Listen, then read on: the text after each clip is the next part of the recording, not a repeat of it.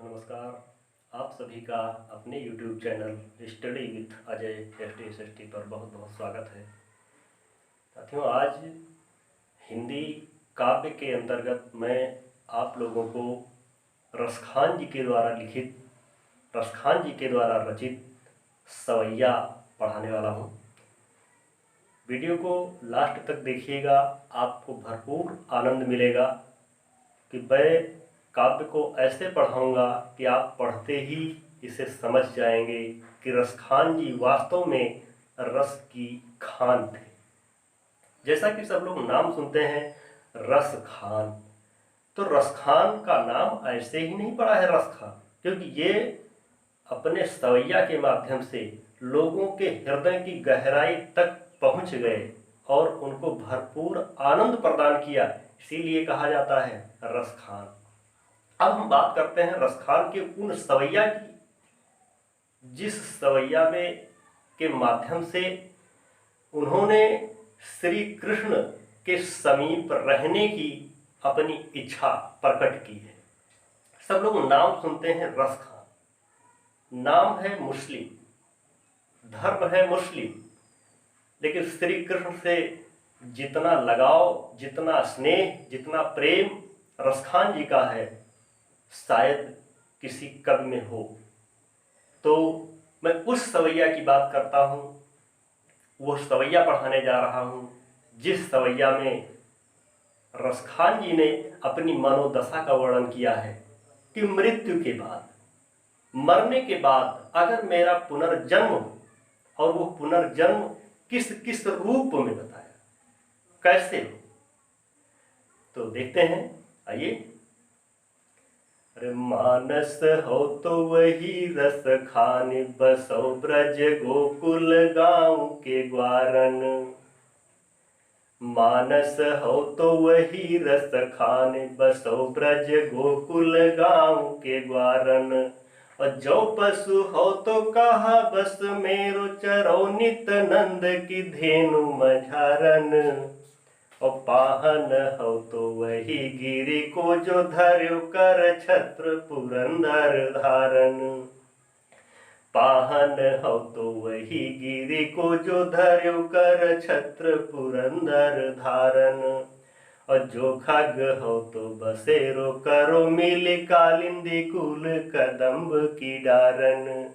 जो खग हो तो बसेरो करो मिली कालिंदी कुल कदम्ब की डारन।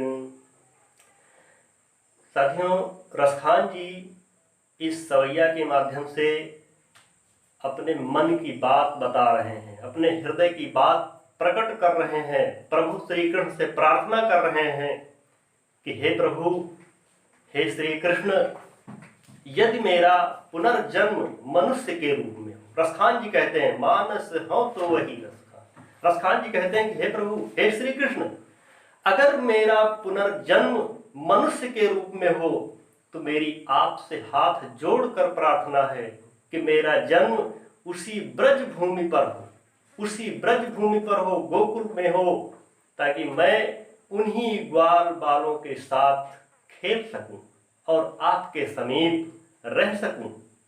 फिर कहते हैं कि हे प्रभु, यदि मुझे मनुष्य का जन्म ना मिला तो ना सही, यदि कहीं मेरा जन्म पशु के रूप में हो जाता है, यदि कहीं मुझे पुनर्जन्म पशु के रूप में मिलता है, तो मैं फिर भी मेरा जन्म वहीं हो, फिर भी मेरा जन्म कहाँ हो, उसी नंद बाबा की गायों के झुंड में मैं वहीं पर रह करके उन्हीं के साथ में घुमा करूं, वहीं पर रहूं जिन गायों को आप स्वयं चराने जाया करते थे, ताकि मैं कभी भी आपसे अलग ना हूं।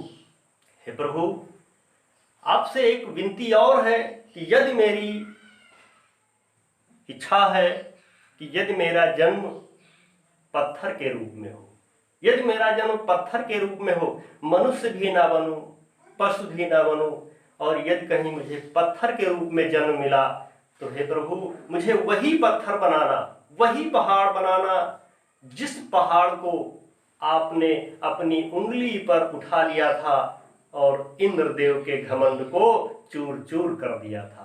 मेरा जन्म उसी पत्थर के रूप में हो, ताकि मुझे आपके साथ रहने का सौभाग्य मिले, आपके साथ रहने का ये मौका मिले।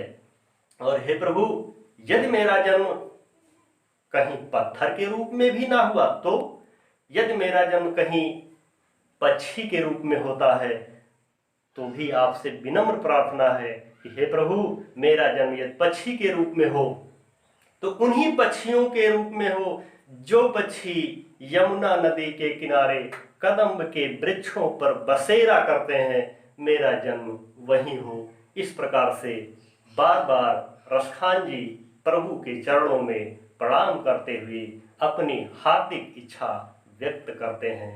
अगले वीडियो में आपसे फिर मुलाकात होगी।